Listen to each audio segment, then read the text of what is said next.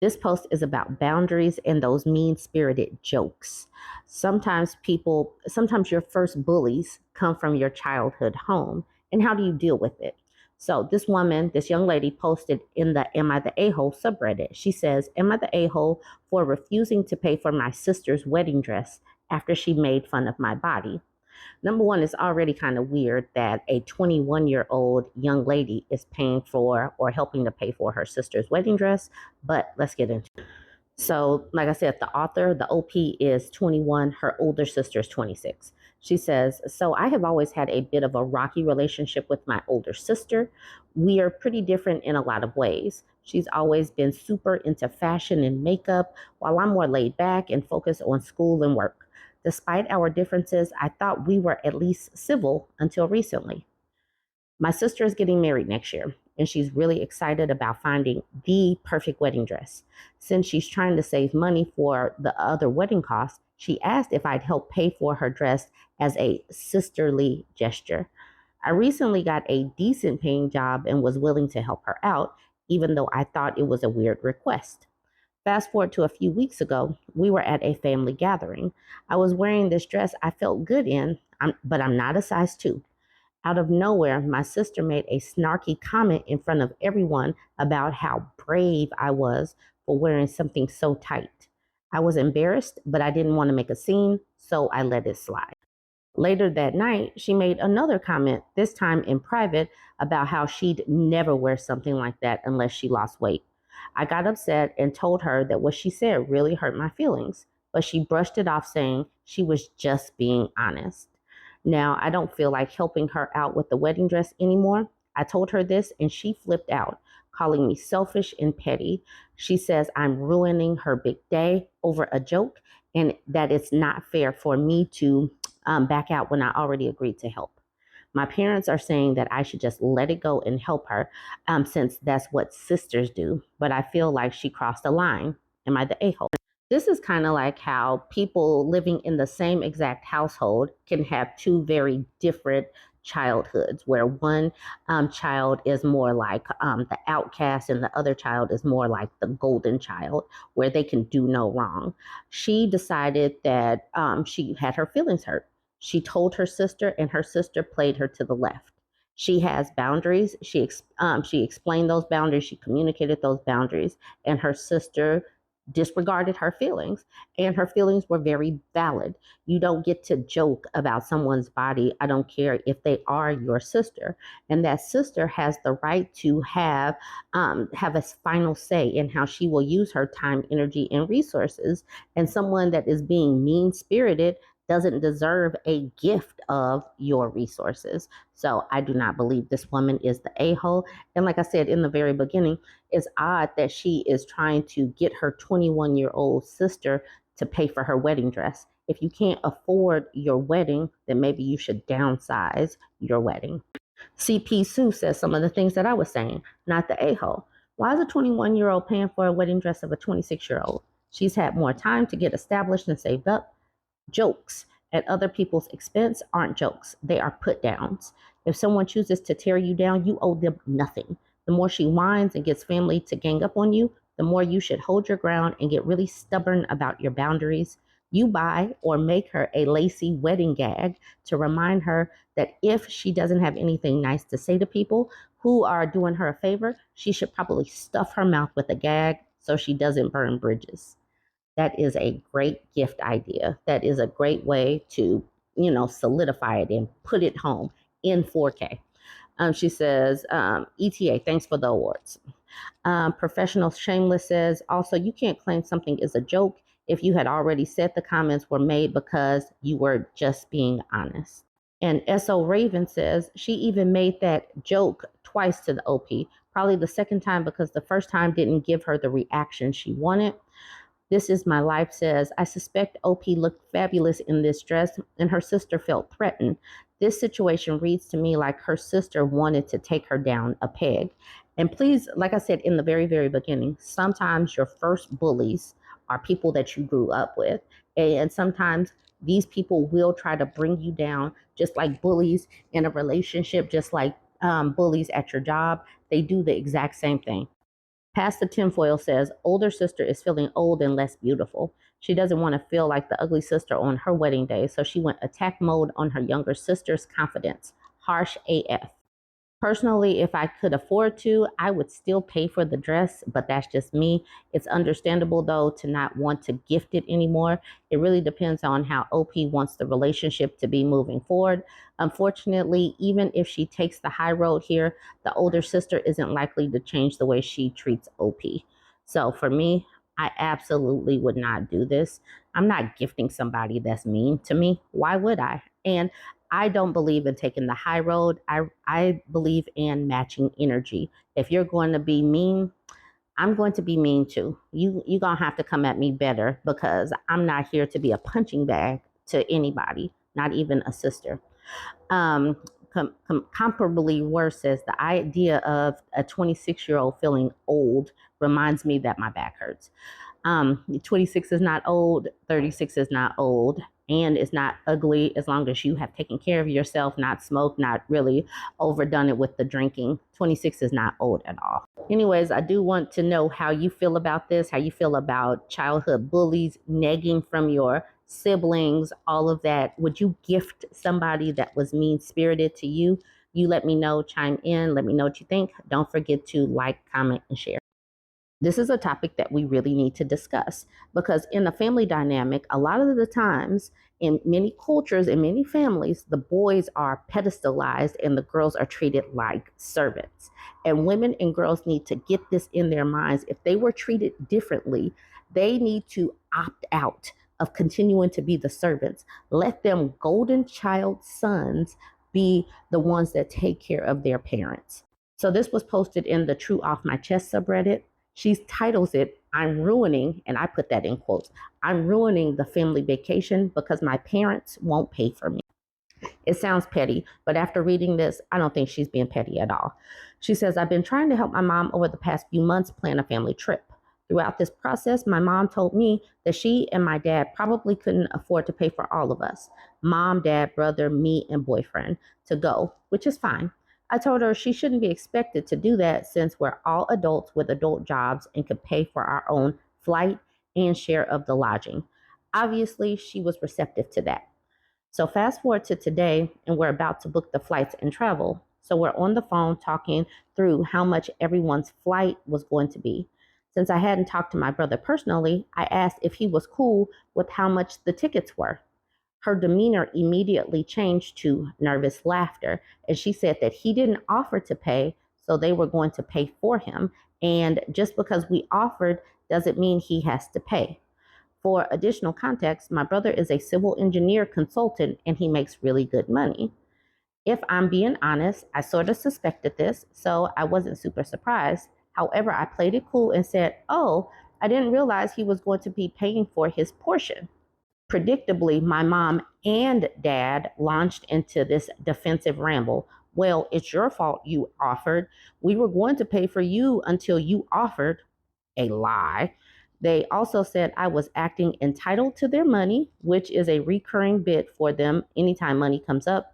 There's a lot of nuance to that, but suffice it to say, they've always been very hard and financially strict on me, but very easy and spoil the crap out of my brother. So very hard and financially strict on her, but easy and spoil the crap on her brother. That's the reason why I said some people might have two very different childhoods, even growing up in the same home. She says, anyway, they know this bit pisses me off and they succeeded yet again. But this time I just felt something snap in me. So I just told them that if that's the way they feel about it, then maybe we should just call it off. And I don't want to be around people who think I'm just trying to mooch off of them. Then I just hung up. Now they're texting me that I'm selfishly ruining the vacation because I'm jealous and are calling me entitled. Maybe I am entitled. Maybe my parents just like my brother better. I don't know which is more true, but I'm a little glad I'm ruining the family vacation. I believe that, she said what she needed to say, and her feelings are quite valid because she and her brother were treated differently. And like I said in the beginning, sometimes you can have two different childhoods and experiences within the same home. And it's not fair. And her feelings are valid because she felt the difference of how she was treated versus her brother. So I think that her highlighting it and telling it to her parents, it probably really took her parents by surprise because they're used to her just going along to get along. And now they are going to have to scramble to figure out how to repair this, or if they even care to repair it. Some of these parents are, going to just, dig in their heels, but they're not going to get the same caretaking as their boy children because the boy children are not usually raised in that mode of having to learn how to take care of people. We're just all socialized differently. All right, let's get into some of these comments. Steeler Girl says, let them go on their vacation. You and your boyfriend spend the money you would have and take a vacation you will both enjoy. Now, the OP says, LOL, the thing is, they all fight with each other on vacation. It's so crazy. I was just going to go to be part of the family, but I don't think I will be doing that this time. Because, yeah, why do you want to go on vacation and everybody is just going to fight? Why go on vacation, pay all this money, and then be stressed out and not have fun? That sounds like a terrible vacation. Going to work would be a better use of your time. Spirited Theme says, how miserable is your family? What's the point in even going on vacation to argue? Just stay home and do it for free, laughing my butt off. I'm sorry your parents suck. You deserve better ones. Dumb Hookup Kid says, a vacation should be about fun, not drama. Enjoy your peace instead. You deserve a break from that mess. Vivid Farm says, well done for standing up for yourself. I would continue to ignore their guilt and go on a holiday that is all about you and your boyfriend with no arguments. But remember, they spoil your brother. But when the chips are down, the chances of your brother taking time to help them out are slim. You and you alone will be expected to step up and sacrifice for them. Maybe now is a good time to think about what you want from this relationship going forward. It is absolutely all right to take massive steps backwards and not engage if that is what you want. Never let anyone guilt you into anything that you don't want to do. So then the OP hones in on this part where that person says she's going to be expected to step up and sacrifice. And she says, this is so effing real, you have no idea. They have even said as much. So at this point, this woman is going to have to figure out, are you going to be the caretaker, or are you going to let the person who they, pedestalized do it? Otherwise, Piglet says, don't forget who the favorite is when they come calling you entitled to your money and your support. Make a list if you must. And then finally, this lady says, my mom's brother was the favorite to my grandparents too. He never got in trouble when he did dumb shit, but my mom was grounded for 2 years for getting an attitude with my grandmother. He got away with everything and was constantly rewarded even after he tried to unalive my mother. In the end, though, he ran off with a rich woman, got married, and completely ignored our side of the family, even when my grandmother was dying. My mother ended up being the one taking care of her until her death, which took a huge toll on her and her health. My uncle wouldn't even give my mom 1 day off and care for her himself. We couldn't afford to hire a nurse. It was hell for my mom, and my uncle didn't even go to her funeral. Don't let that happen to you. If you're able to do so, you need to put your foot down right now and tell them in advance that you see how you're treated compared to your brother. You see who they obviously love more. Because of that, he will be the one taking care of them as they age. You have to let them know not to expect you to take care of them. They chose their favorite child a long time ago, and they are going to live with that choice for the rest of their lives. I see what this exact situation did to my mom after she was made to care for my grandparents until their death. She is still not okay, and it's been 8 years. Don't let that happen to you. Tell them now. It was so important for me to do this story since I saw this. It was sent to me because I need women to know and understand how they use their time, energy, and resources is so important. And remember to pour into the people who have poured into you. And if your parents, your romantic interests, your job, these organizations take you for granted, keep that in mind and pour into yourself instead. Keep your time, energy, and resources to yourself. It is perfectly fine, especially if they did not pour into you. All right, join the conversation. Let me know what you think about this one. Don't forget to like, comment, and share. I was tagged in this post because it sounds like a man in his find out season. And we love a man in his find out season. But as I was looking through his post history, this man likes to talk, and it really sounds like he needs a therapist. But still, I'm going to read through this.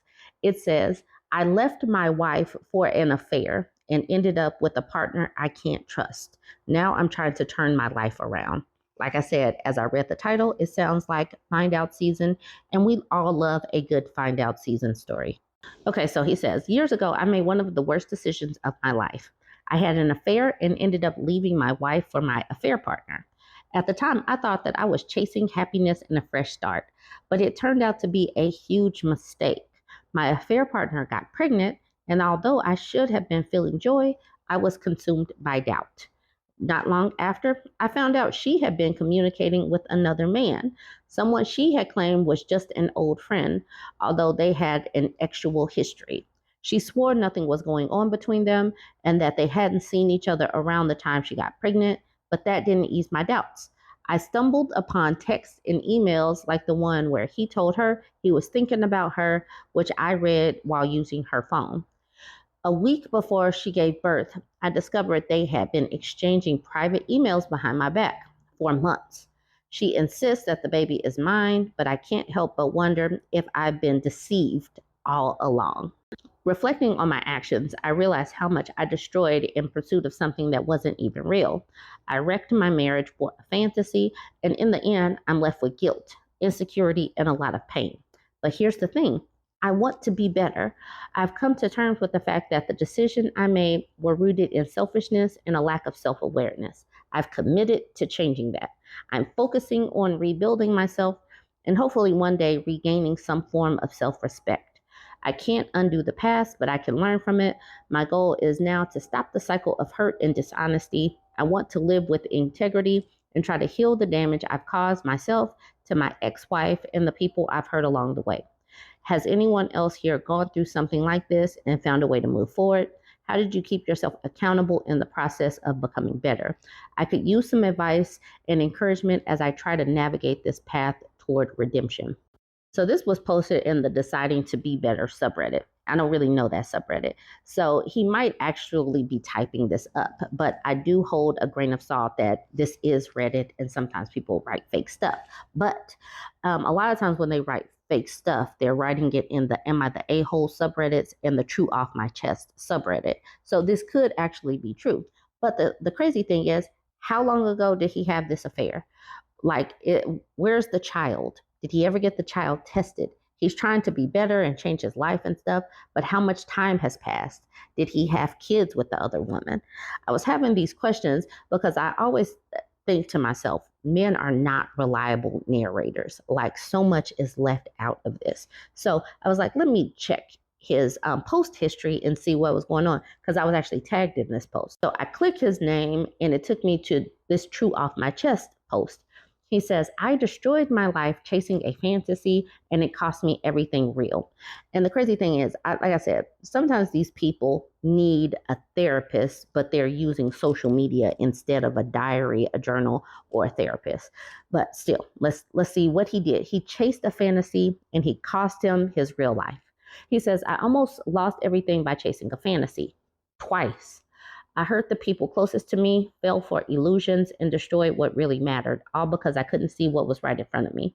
Please keep in mind that men are the most logical leaders, y'all, and women are supposed to submit to their leadership. Let a man lead. If you don't let a man lead, you're just emasculating them. And also, this. You're supposed to submit, let them lead, but then also they can destroy everything for a fan. Anyways, back to the story. He says, I've been married twice. My first marriage ended because I was too young and selfish to understand what commitment really meant. I cheated often, thinking I could have it all, marriage and excitement on the side. I hurt someone who didn't deserve it, and by the time I realized the damage I'd done, it was too late. But even after the divorce, I hadn't changed. I jumped into a second marriage, convinced it would be different, convinced I'd be different. But old habits die hard. I started pulling away from my wife, chasing excitement elsewhere, and falling back into old patterns. I traveled a lot for work, and I was reckless, sleeping around on almost every business trip, thinking I could keep everything separate. Then came someone else. She seemed to have everything my wife didn't. Kid free, never married, living the carefree, exciting life I thought I wanted. I convinced myself that leaving my wife for her would make me happy. So I did. I left my wife for her, believing I had finally found what I was missing. But once I made that leap, the reality of who she was hit me hard. Turned out she lived a very dark life. She had been sued for fraud, had a DUI and a suspended driver's license, and had an affair with another married man before me. The gall, the nerve of her. This woman having an affair, and this man who is a cheater, who cheated like on everybody with a whole lot of women, is galled. He's gagged. All right. The professional connection she bragged about, non existent. So she's a liar, but he's gagged because he's also, even though he's also a liar, this is so strange. All right. The professional connection she bragged about, non existent. In fact, she had no real friends and was known as a homewrecker because our affair became public on social media. The illusion I had fallen for, completely fake. I had destroyed my marriage for someone who wasn't even close to the person I thought she was. But he had destroyed his marriage before because he was sleeping around on every business trip. The affair being made public through social media made everything worse. Suddenly, everyone knew. The fallout wasn't just in my personal life, it was everywhere. People saw me differently, and I had to deal with that shame on top of everything else. Despite it all, my wife and I never officially divorced. We had kids together, and every time I visited, we'd reconnect, sometimes even physically. It was messy and painful, but deep down, I don't think either of us ever truly let go. Eventually, I came clean. I told her the truth that I wanted to make things right and do it properly this time. I didn't deserve her forgiveness, but she gave me another chance on her terms. We started counseling together. And let me tell you, counseling isn't a quick fix, it's brutal. You can't hide behind lies in that room. You have to face everything, the raw truth about who you've become. The hardest part wasn't admitting what I had done, it was hearing the truth from her, hearing how deeply I had hurt her and facing the reality of the damage I'd caused. That's the part that sticks with me. The wounds don't heal overnight, and the process is slow, so slow that even now I know I'm still working to earn back the trust I shattered. We started going on date nights again, being more present for each other, trying to build new memories. What I learned is that fixing a relationship isn't about grand gestures, it's about showing up every day in the small moments, even when it feels fragile, even when it's hard. I've stopped chasing fantasies. The relief of no longer living a double life is something I didn't expect, but the scars I left behind won't ever fully heal. I've learned that chasing illusions costs you everything real, and I'm living with those choices. I'm not looking for advice or sympathy. I just needed to get this off my chest. Maybe some of you have been in the same place, chasing something temporary at the expense of what's real. I've learned too late what it truly costs. Thank you for letting me share this. It's been a long time coming. So when you read down to the end, it's like, is he still married? Are they reconciling? I don't know. He is telling a story. He typed a lot of words, but I'm still unclear. But here he is again with this long comment. He says, I've read through the comments and I completely understand why so many of you are upset and disappointed. I want to acknowledge that you're right to feel this way.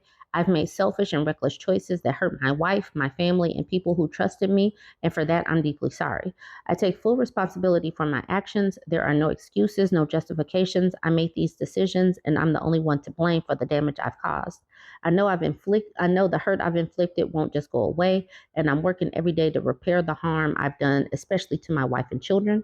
It's a long and painful process, and I understand that I may never fully heal the wounds I caused. I want to be clear. I'm not asking for sympathy or forgiveness. I'm sharing this because I owe it to everyone I've hurt to hold myself accountable. My focus right now is on growing, understanding my failures, and doing the difficult work of making sure this never happens again. Counseling has been an important part of the process for me, and I'm committed to working on myself, not just for my family, but to become a better person overall. So you can finish reading the rest of his comment here. But as I'm reading this, it doesn't sound like his wife has completely left him. It just sounds like he is coming to the realization that these wounds hurt other people. And here's hoping that he actually feels some of that hurt a lot more, because that's the type of prayers I give. I pray that he has to feel it every single day because he deserves it. All right, y'all, join the conversation. Let me know what you think about this. Don't forget to like, comment, and share.